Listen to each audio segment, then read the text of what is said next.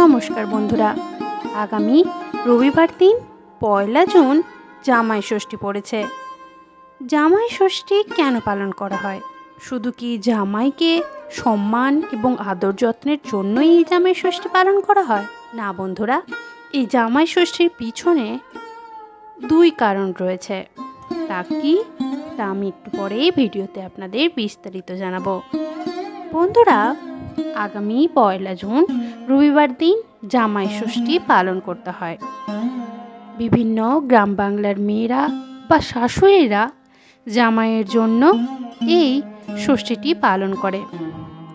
বন্ধুরা, জামাই ষষ্ঠীর দিন একদিকে যেমন জামাইকে, শুধু জামাইকেই নয়, মেয়ে জামাইকে খুব আদর যত্ন সহকারে যেমন আমন্ত্রণ জানানো হয়, ঠিক তেমনি জামাই ষষ্ঠীর দিন মা ষষ্ঠীর পুজো করা হয়। বন্ধুরা, একদিকে যেমন জামাইকে আদর যত্ন পরিবেশন করে বিভিন্ন খাবার খাওয়ানো হয়, পোশাক দেওয়া হয়, অন্যদিকে মা ষষ্ঠীর অত্যন্ত ভক্তি সহকারে পুজো করা হয়। এই মা ষষ্ঠীর পুজো করা হয় তার মেয়ের সন্তান কামনার জন্য, এছাড়া মেয়ে জামাইয়ের মঙ্গল কামনার জন্য।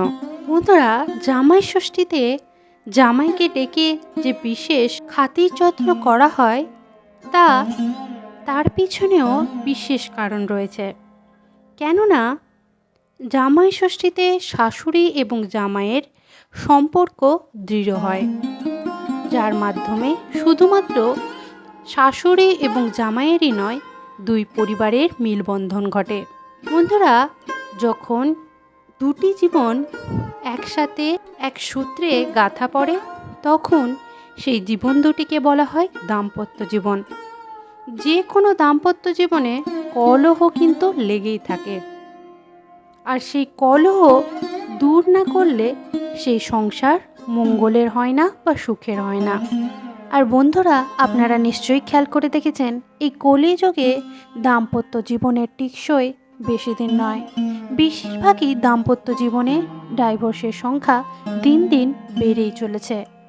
তাই বন্ধুরা, এই কলিযুগে এসেও কিন্তু মা ষষ্ঠীর কাছে শাশুড়িরা কিন্তু প্রার্থনা জানায় যাতে তার মেয়ে জামাইয়ের দাম্পত্য জীবন যাতে সুখের হয়, সেই সম্পর্ক যেন আরও দৃঢ় এবং মজবুত হয়। মা ষষ্ঠীর কৃপায় দাম্পত্য কলহ দূর হবে এবং দাম্পত্য জীবন সুখ সমৃদ্ধিতে ভরে উঠবে। এই বৈবাহিক জীবনে সুখ দুঃখে পাশে থাকার নামই হলো জীবন। এই প্রত্যেকের জীবনেই কিন্তু কিছু না কিছু ঝড় ঝামেলা লেগেই থাকে, তাই সব কিছু মানিয়ে নিয়ে একে অপরের পাশে থাকার নামই হলো জীবন।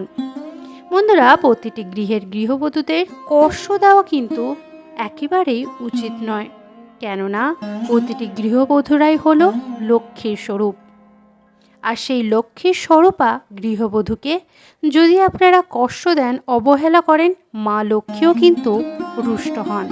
সেই বাড়িতে কোনোদিনই মা লক্ষ্মী ঠাঁই হয়ে অবস্থান করবে না। তাই বন্ধুরা, আপনাদের জীবনের লক্ষ্মী স্বরূপা নারীকে সম্মান করুন।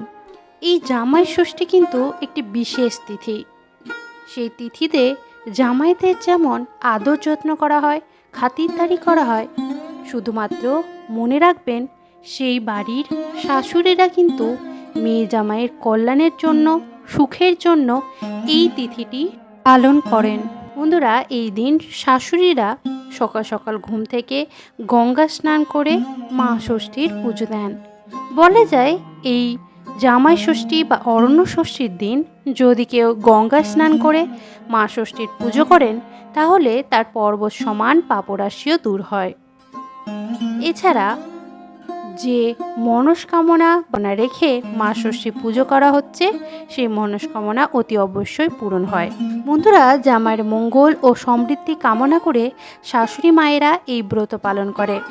মা ষষ্ঠীর পুজো ও জামাই আদরের জন্য এই পার্বণের নামকরণ হয়েছে জামাই ষষ্ঠী।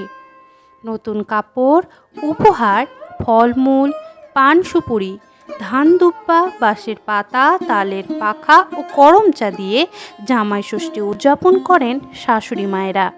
জামাই ষষ্ঠী কেবল একটি উৎসব নয়, দুই পরিবারের মধ্যে ভালোবাসা এবং সুন্দর বন্ধনের প্রকাশ।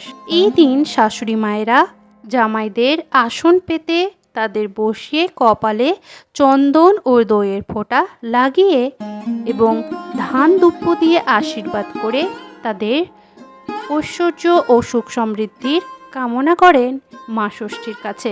যারা যারা এই জামাই ষষ্ঠী বা অরণ্য ষষ্ঠী ব্রত করছেন তারা আমার চ্যানেলের আগের ভিডিওটি অতি অবশ্যই দেখুন, তাহলে জানতে পারবেন কিভাবে সেই পুজো করতে হয় এবং সেই ব্রতের দ্রব্যগুলো কি কি তাও জানতে পারবেন। আশা করি বন্ধুরা এই জামাই ষষ্ঠী কেন পালন করা হয়, কি কি করা হয় এই জামাই ষষ্ঠীতে, তা আপনারা জানতে পেরে উপকৃত হয়েছেন। কেমন লাগলো আজকের এই ভিডিও আমায় অবশ্যই জানাবেন। ভালো লাগলে চ্যানেলটি সাবস্ক্রাইব করে অন্যদেরও সাবস্ক্রাইব করার পরামর্শ দিন। তাহলে আজকের মতো এই পর্যন্তই, আবারও দেখা হবে নতুন একটি ভিডিও নিয়ে। সবাই ভালো থাকুন, সুস্থ থাকুন, ঈশ্বর আপনাদের সকলের মঙ্গল করুক। জয় শ্রীকৃষ্ণ, রাধে রাধে।